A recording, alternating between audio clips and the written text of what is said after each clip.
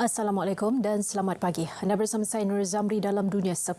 Baik saudara, kita mulakan dengan perkembangan ini. Perdana Menteri Palestin Muhammad Shatayyeh menegaskan konsensus antarabangsa mengenai penubuhan negara Palestin perlu diterjemahkan menerusi langkah-langkah praktikal merangkumi ke arah menamatkan pendudukan Zionis. Malah dunia juga perlu memulakan sekatan ke atas Israel kerana pencerobohan berterusan, penjajahan, pendudukan dan penolakannya terhadap keamanan. Berucap pada mesyuarat mingguan Kabinet Palestin di Ramallah semalam, beliau berkata, negara-negara luar tidak harus memberi perhatian kepada Perdana Menteri Negara Haram Israel, Benjamin Netanyahu dan kerajaannya yang menolak penyelesaian. Katanya dunia juga harus berusaha untuk mengiktiraf negara Palestin secara dua hala dan mengundi Palestin untuk menjadi negara anggota Pertubuhan Bangsa-Bangsa Bersatu PBB.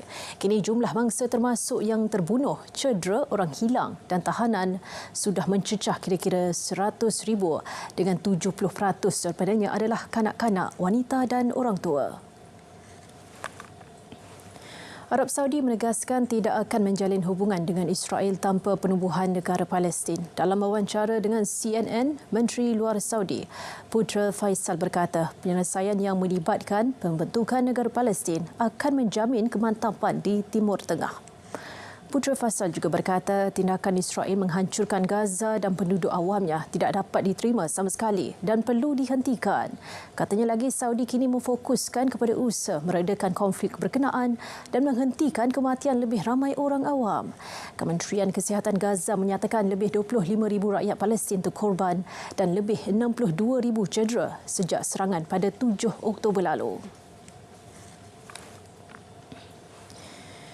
Tiada siapa beri kebenaran Amerika Syarikat menyerang Yaman. Demikian respons Menteri Luar Rusia Sergei Lavrov menerusi satu sidang media di Moskow. Tegasnya lagi, tanpa ragu-ragu Amerika dan sekutunya United Kingdom telah melanggar semua norma undang-undang antarabangsa. Malah Lavrov menyifatkan kenyataan dikeluarkan oleh Washington amatlah menyedihkan dan cubaan untuk menutup kesalahan sendiri. Pada Rabu lepas, mereka memberitahu telah menembak jatuh 14 peluru berpandu dari arah Yaman di Laut Merah. Komander Pusat mereka menerusi laman X memaklumkan serangan peluru berpandu Yaman menjadi ancaman kepada kapal dagang dan kapal tentera milik Amerika di laut berkenaan. Sementara itu, Timbalan Setiausaha Akhbar Pentagon Sabrina Singh berkata serangan Amerika ke atas Houthi Yaman bukan pengisytiharan perang. Sebaliknya, Washington cuba bertindak pertahankan diri ke atas kapal-kapalnya di Laut Merah.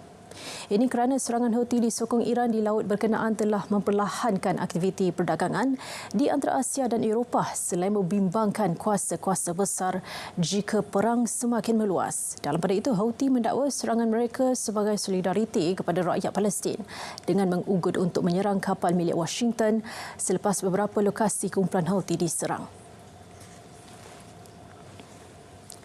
Gubernur Florida Ron DeSantis menarik diri daripada persaingan sebagai calon parti Republikan dalam pilihan raya Presiden Amerika Syarikat November depan. Menarikan diri, DeSantis sekaligus meluaskan lagi pengaruh bekas Presiden Donald Trump dalam parti tersebut.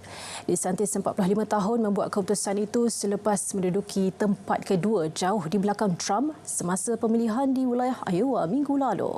DeSantis sebelum ini merupakan saingan utama kepada Trump. Namun beliau kini memberikan sokongannya kepada Trump sekaligus mencerahkan peluang bekas presiden itu untuk bersaing lagi dengan Presiden Joe Biden. Trump kini menghadapi saingan daripada bekas Duta Besar Amerika ke PBB Nikki Haley. Baik saudara, angkasawan pertama Turki dan 3 anak kapal lain yang mewakili Eropah telah dilancarkan pada Khamis lepas untuk pelayaran stesen angkasa antarabangsa. Ia misi terbaru yang disusun secara komersial dari syarikat permulaan Texas Axiom Space. Kapsul SpaceX Crew Dragon yang membawa kuartet Axiom melepas kira-kira sejam sebelum matahari terbenam dari pusat angkasa Kennedy NASA di Cape Canaveral. Penerbangan mengambil masa selama 36 jam sebelum tiba ke makmal mengorbit.